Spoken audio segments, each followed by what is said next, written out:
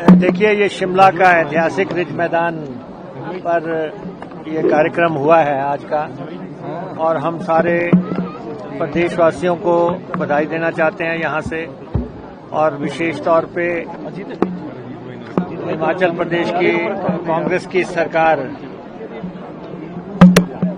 जिस ढंग से प्रदेश के विकास को आगे बढ़ा रही है, कल्याण के कार्य कर रही है, वो सारा उसका ब्यौरा हमने जनता के समक्ष रखा है।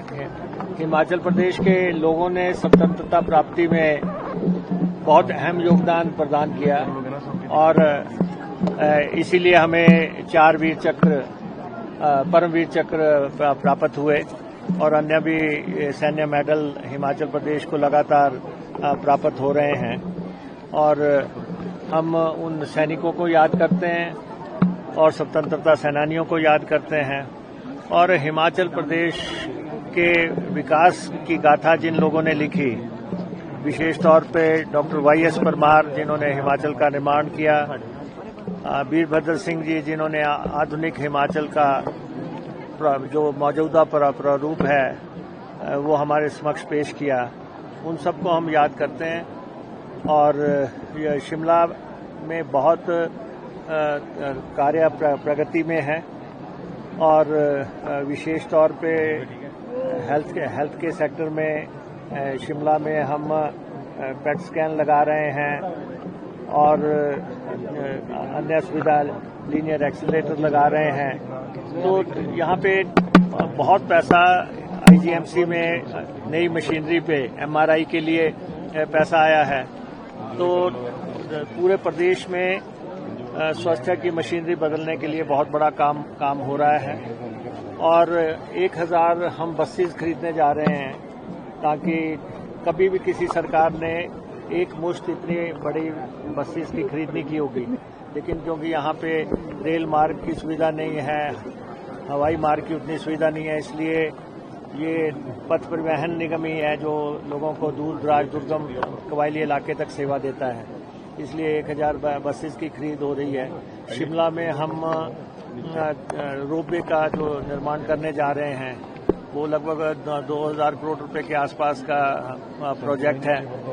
और इसके अतिरिक्त शिमला का ये रिज मैदान है, जैसे इसका विस्तार हो रहा है, 67 करोड़ रुपए तो इसी पे लग रहे हैं।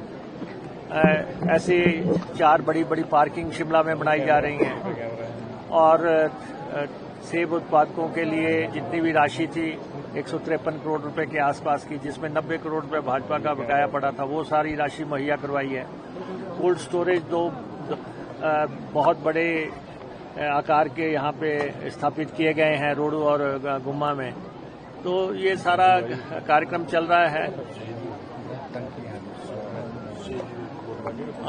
सैन में भी तो जो भी शिमला की जरूरतें हैं, एक राजधानी के नाते और एक महत्वपूर्ण नगर के नाते, उसको सब सरकार पूर्ति करने में लगी हुई है। और सबसे बड़ा तो ये है कि हम जो बच्चे जिनके पेरेंट्स नहीं हैं, वो सारे बच्चे हिमाचल प्रदेश सरकार ने अडॉप्ट किए हैं, उनका सारा खर्चा प्रदेश सरकार उठा रही है। हमें बहुत नुकसान हुआ आपदा से, पिछले साल बहुत भारी नुकसान हुआ, 10-12 हज़ार करोड़ रुपए का नुकसान हुआ। इस साल फिर हमें 2000 करोड़ से ऊपर का नुकसान हो चुका है, और विशेष तौर पे पानी की योजनाओं को बहुत बड़ा नुकसान हुआ है। तो उनको ठीक करने के लिए हम केंद्र से भी कह रहे हैं कि आप हमें मदद करें, और खासतौर पे जल जीवन मिशन का 1200 करोड़ रुपया केंद्र से लंबित है आने के लिए। वो पैसा हम चाहते हैं कि जितनी जल्दी आए उतनी गति से हम काम कर सकेंगे। और थोड़ा सा प्रॉब्लम है यहाँ शिमला के पानी की, क्योंकि गुम्मा की वाटर सप्लाई इफेक्ट हो गई है इस आपदा के कारण, और दूसरी स्कीम में भी प्रॉब्लम आई है, गिरी में भी प्रॉब्लम आई है। तो अगले 48 घंटे शिमला के लोगों को पानी की दिक्कत से 2-4 होना पड़ सकता है। लेकिन शिमला में 2 बड़ी पानी की स्कीमें बन रही हैं। एक लगभग कंप्लीशन के आसपास ही है, 600 करोड़ रुपए की स्कीम है, और दूसरी स्कीम 900 करोड़ रुपए की है, वो 2028 में कंप्लीट होगी। लेकिन उन दोनों स्कीमों को बनने के बाद शिमला में पानी का काफ़ी सुधार हो जाएगा।